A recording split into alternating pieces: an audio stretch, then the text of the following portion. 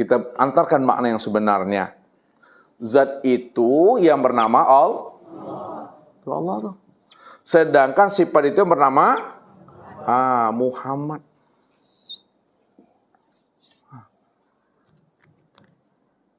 Jadi tajalinya daripada Allah itu yang disebut namanya Muhammad. Maka apa kata Allah? Qul huwallahu ahad. Hei Muhammad, katakan bahwa aku tuh Ahad Esa.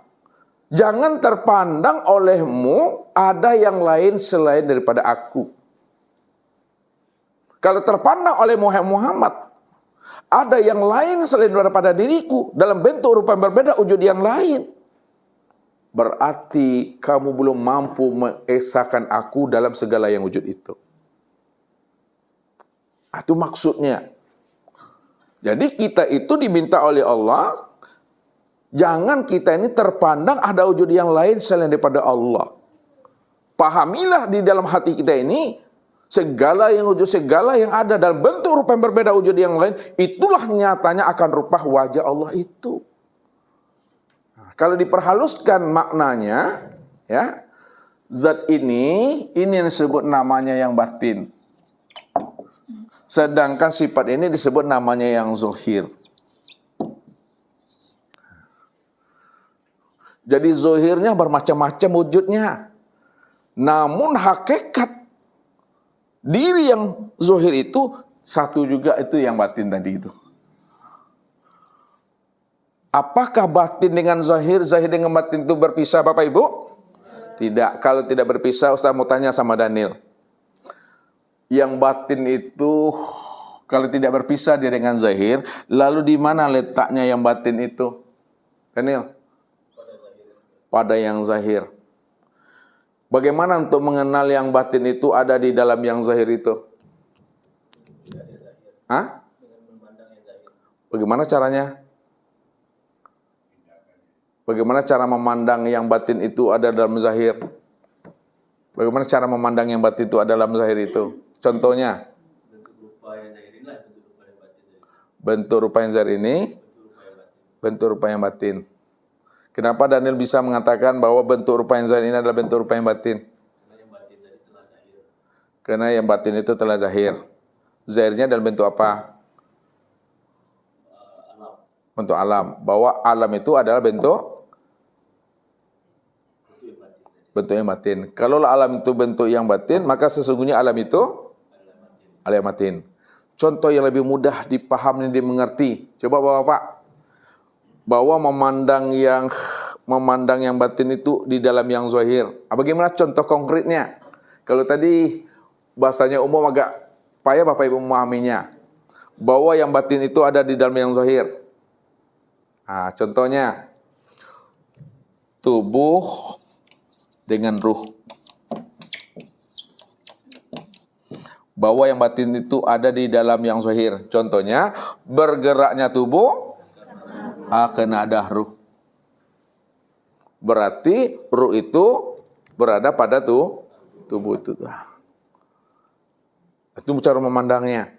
Kalau memahaminya, ya, untuk melihat yang batin, buka yang zahir itu. Kalau ada buka yang zahir, maka nampak yang batin itu. Contohnya, ya, buah mangga, ya, bahwa isi itu ada di dalam kulit. Isi ada di dalam kulit. Untuk melihat isi, buka kulit. Ketika kita telah buka kulit, maka nampak nampak isinya. Untuk mendapatkan rasa, makan isinya. Setelah makan isinya, maka dapat rasa. Untuk mendapatkan nikmat,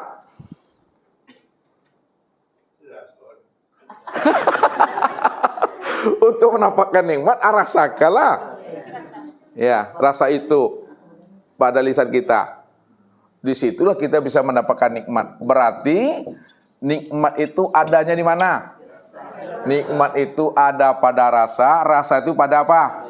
Pada isi. Isi itu di dalam kulit itu. Kemana arah makna yang sebenarnya ini? Lihat. Arah yang sebenarnya tadi, yang kulit inilah yang disebut nama dengan syariat. Itu maksudnya tuh. Isi itu disebut namanya tarikat. Rasa itu disebut namanya hakikat. Nikmat itu disebut ma'rifat itu. Maka pandangan kita ya mesti sampai kepada pandangan yang ahad itu. Kalau ibarat buah, mesti sampai dia kepada nikmat itu. Kalau ibarat ilmu, mesti sampai dia kepada ma'rifat. Makanya ilmu ma'rifat itu ilmu yang tertinggi. Tidak ada lagi ilmu yang tertinggi selain ma'rifat itu. Jadi ilmu ma'rifat itu bukan kata-kata ma'rifat. Ya, bukan katanya ma'rifat. Ma'rifat itu letaknya pada hati. Hati yang telah bersinar. Hati yang telah tembus. Hati yang telah mampu memandang Allah, bahwa Allah lah segala yang ada, dan segala yang ada itulah wujud nyatanya rupakan diri Allah itu. Ya.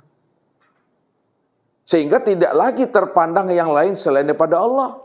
Mana mungkin ada yang lain selain Allah.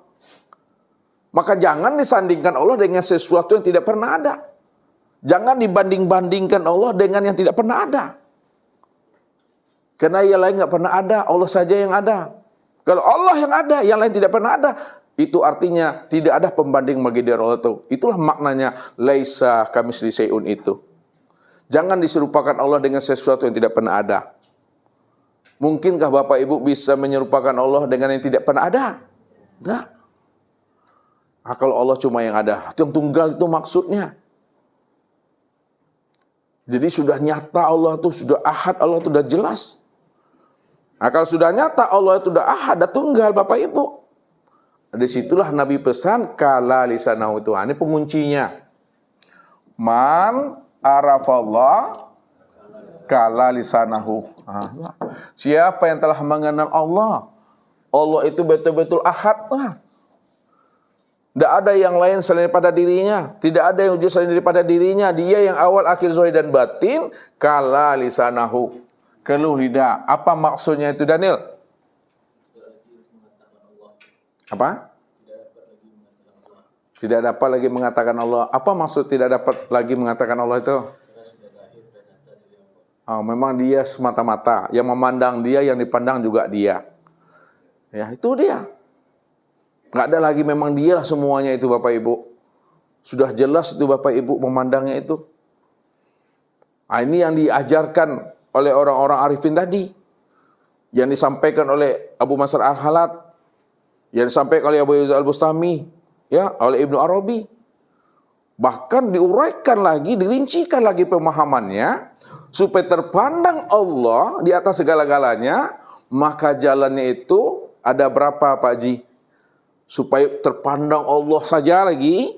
Di samping paham wahdatul wujud. Paham hulul dan itihad manunggalikul Gusti.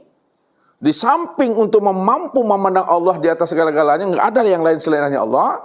Maka untuk mengenalnya itu ada beberapa jalan. Untuk memandang Tuhan, untuk melihat Tuhan, Allah saja yang ada. Maka jalannya itu yang pertama mengenali asal usul diri. Ya. Mengenal asal usul diri. Tujuan kita mengenal asal usul diri itu supaya Allah saja yang terpandang. Itu maksudnya tuh. Apa bedanya dengan hulul? Apa bedanya dengan itihad? Apa bedanya dengan wahdatul wujud? Sama.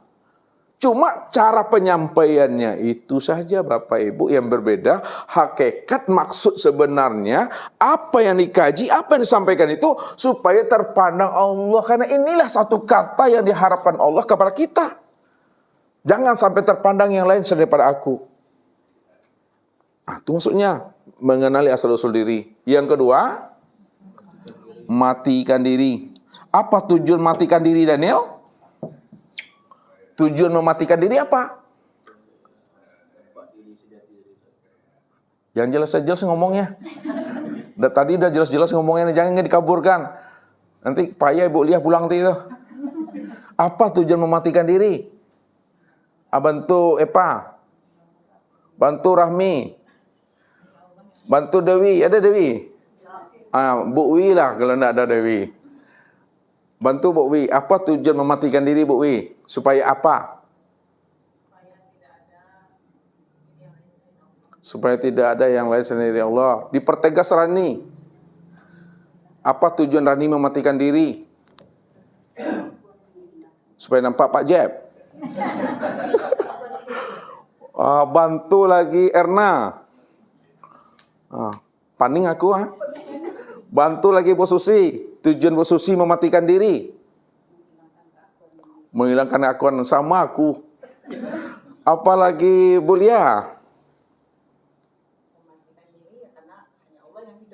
Hanya Allah yang hidup. Apalagi itu Gina, maksudnya pertajam kalamnya. Hanya Allah yang ada. Ibu Lina, pertajam kalamnya. Ustaz minta semuanya. Pak Abdul, tujuan mematikan diri. Hanya Allah saja yang wujud. Hanya Allah saja yang wujud. Pertegas lagi. Siapa namanya ini? Hah? Pak Azwar, apa tujuan mematikan diri? Oh, sama dengan Bu Lia tuh. Nggak boleh ambil Bu Lia tuh. Pak Yos, bantu. Supaya paham dan sadar bahwasanya Allah saja yang hidup. Sama juga tuh. Pak, halo Pak Ganteng. Jauh pandang lu. Bantu Pak Ip. Kenapa Pak Ip mematikan diri? Apa tujuannya? Karena Allahnya yang ada. Allah aja, Bapak. Hanya Allah yang wujud. Pak Andre. Pak Rifai. Jangan disandingkan mematikan diri itu, jangan kita menyandingkan diri kita dengan Allah. Oh, itu tujuan mematikan diri. Ya. Pak Ji, janganlah jo. Mengatakan bahwa diri kita tidak ada yang ada, hanya Allah. Pak An. Hanya Allah yang ada, Ustaz. Oh. Halo Pak Ganteng. Nih. Pak. Pak Pesal.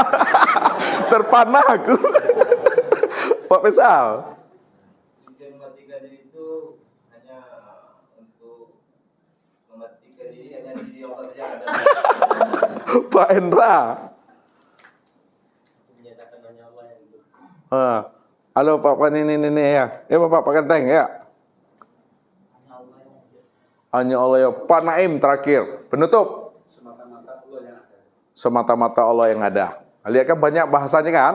Tapi bahasa yang Ustaz minta dari semua bahasa yang Ustaz utarakan tadi, tujuan kita mematikan diri supaya yang terlihat itu hanya Allah. Tujuan kita mengenali asal-usul diri supaya yang terlihat itu hanya Allah. Ini yang dihantarkan dengan paham hulul ittihad wahdatul wujud itu. Supaya yang terlihat itu hanya Allah saja. Cuma untuk mengutarakan isi dalam ini dengan bahasa kata-kata sulit Bapak Ibu. Makanya ma yakhruju baina syafatain ilal isyrati wal iktibar. Kemudian yang ketiga. Ya. Dengan cara memfanakan diri. Apa tujuannya memfanakan diri di dalam diri? Supaya yang terlihat hanya Allah. Dengan keempat, mengenali apa tujuan kita mengenali sifat wujud sama basar kalam ilmu kuda irada dan hayat itu? Supaya yang terpandang itu hanya Allah saja. Kemudian yang terakhir, nur. Apa tujuan kita mengenali awal mula terciptanya sesuatu itu adalah nur? Untuk memandang Allah saja itu. Ini bahasanya Bapak Ibu. Jadi bagi orang-orang yang masih zulumat, orang-orang yang hatinya masih terhijab, belum mengenal akan wujud kezahiran Allah itu. Di sinilah dia selalu mengkafirkan, mensirik-sirikan itu, menyesat-nyesatkan. Ini yang berbahaya Bapak Ibu. Karena kedangkalan ilmu, kurangnya pemahaman tentang pengenalan diri kepada Allah, sehingga orang dihakimi. Sampai-sampai apa kata Syekh Junaid ya terhadap pemerintahan yang melakukan hukuman pancung terhadap Abu Mansur Al-Halaj. Apa kata Syekh Junaid? Sekiranya aku hidup di masa Abu Mansur Al-Halaj, maka aku sendiri yang akan melarang jangan sampai pemerintahan itu melakukan hukuman terhadap Abu Mansur Al-Halaj itu. Ya. Kenapa beliau melarang? Karena beliau paham maksud yang sebenarnya apa yang diutarakan oleh Abu Mansur Al-Halaj dengan halal, dengan hulul, ittihad, wahdatul wujud, dan manunggaling kalwus itu. Jadi apa yang mereka sampaikan itu untuk menghantarkan pemahaman hanya Allah sajalah yang mesti dipandang, jangan sampai ada yang lain selain pada Tuhan itu. Cuma orang-orang yang tidak mengerti, cepat kali, pagi kali lah menuduh-nuduh orang itu. Di sinilah Rasul arif dan bijaksana dalam mengungkapkan rahasia setiap ilmu ini. Apa kata Rasul kepada kita? Man kasura ilmuhu qala inkaru. Barang siapa yang banyak ilmunya, dalam wawasannya, ya, dia telah mendapatkan ilmu laduni, dia telah mendapatkan ilmu hikmah, sedikit kemungkinan untuk dia membantah. Bahkan tidak pernah sama sekali dia akan membantah. Apalagi mensesat-sesatkan, apalagi mengkafir-kafirkan. Kalau dia telah mendapatkan ilmu hikmah, ilmu laduni, wawasannya dalam, ilmunya luas, maka tidak ada bagi dirinya untuk menyesat-nyesatkan orang itu. Tapi sebaliknya, apa kata Rasul? Man qala ilmuhu kasurat tiraduhu. Siapa yang ilmunya sedikit, ilmunya seperti katak dalam tempurung, dia belum mendapatkan ilmu hikmah, dia belum mendapatkan ilmu laduni, maka dialah orang yang paling banyak menyesat-nyesatkan, mengkafir-kafirkan, yang tidak sesuai dengan akal fikirnya. Di sinilah kebanyakan manusia ini keliru dan salah. Asal berbeda pendapat dengan dirinya, pasti orang yang berbeda pendapat dengan dirinya dikatakannya sesat dan kafir tuh. Selalu tuh dalam debat-debat pun gitu tuh. Asal tidak cocok dengan pemikirannya, tidak sesuai dengan pahamnya, pasti orang yang berbeda dengan dirinya dibilangnya sesat dan kafir itu. Padahal dia mengkafirkan orang itu karena kedangkalan wawasan ilmunya.